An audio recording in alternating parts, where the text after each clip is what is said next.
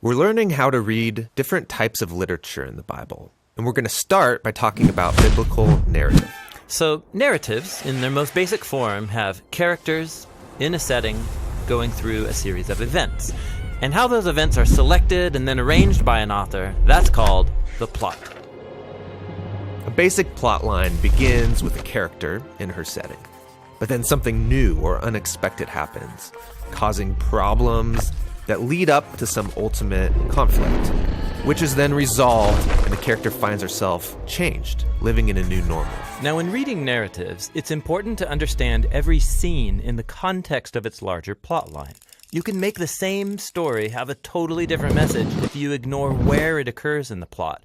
This happens all the time when people read the Bible. Really? Yeah, take, for example, the story about Gideon. There's this well-known scene where Gideon's trying to discern whether God will help him win a battle, and he requests a sign from God. Yeah, Gideon lays a wool fleece on the ground and asks that in the morning the fleece be wet with dew, but the ground totally dry, and God does it. Now, if you look at this scene just by itself, what is the conflict? How can Gideon know if he'll succeed? And the resolution? Test God, ask for a sign, and find out. Yeah, and that's how many people actually read this story, and it totally misses the point, because it's ignoring the larger plot line. Really? Yeah, so let's start from the beginning. You'll get the context. The story begins with Gideon and the Israelites living in fear because they're oppressed by an invading people, the Midianites. Got it. Then there's the call to action. God commissions Gideon to defeat the Midianites and save Israel. Yeah, this is shaping up to be a good story. But then Gideon's super hesitant, so he asks God to do this magic trick, a sign, so I can know it's really you talking to me. And God stoops to his level. He gives him a sign by lighting this fire on an altar. So Gideon's already asked for a sign. And that's not all. In the next scene, God tells Gideon to tear down an altar to another god, but Gideon's so afraid, he does it at night. So Gideon's skeptical and also a bit of a coward. Then we come to the moment where Gideon's about to face the Midianites, and he's still uncertain, so he asks for another sign, the fleece. He says, I want to know if you'll save Israel by my hand. And God gives him that sign. And he's still uncertain, so he asks for even one more sign, which is just a variation of the previous sign. Okay, so Gideon's asking for way too many signs. Exactly. In the larger context, it's clear the plot conflict is not how can Gideon discern the mysterious will of God. The real conflict is, when will this guy get his act together and start trusting God? Okay, so then what's the resolution? We have to keep reading. So Gideon gathers this huge army, 30,000 soldiers to fight the Midianites, and God says, no, way too many men. He whittles the army down to 300.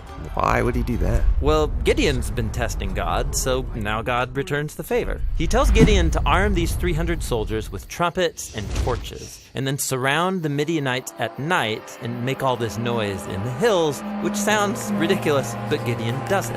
And the noise scares the Midianites into this frenzy. They start destroying each other in the dark while Gideon looks on safely from the hills. So this story isn't offering the reader tips for discerning God's will. No, it's about God's commitment to use weak people with deep flaws to do more than they could have imagined. Okay, so short scenes, like Gideon and the fleece, are combined with other scenes making up a larger plot line. And tracing the conflict and resolution through the plot helps you see the message the author's trying to get across. Now, Gideon's story has been set alongside many other stories that are also about these flawed, often questionable leaders called judges. And each of these has its own internal plot line.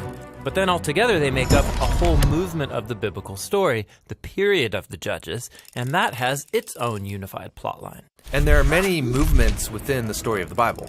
Exactly. And all the smaller stories, hundreds of them, they fit within the context of their own movements. And then these movements together make up the building blocks of the grand plotline of the whole story of the Bible. So no matter where I'm reading in the Bible, I need to pay attention to these different layers of plot so I can read each story in context. Exactly. The Bible is such a sophisticated piece of literature.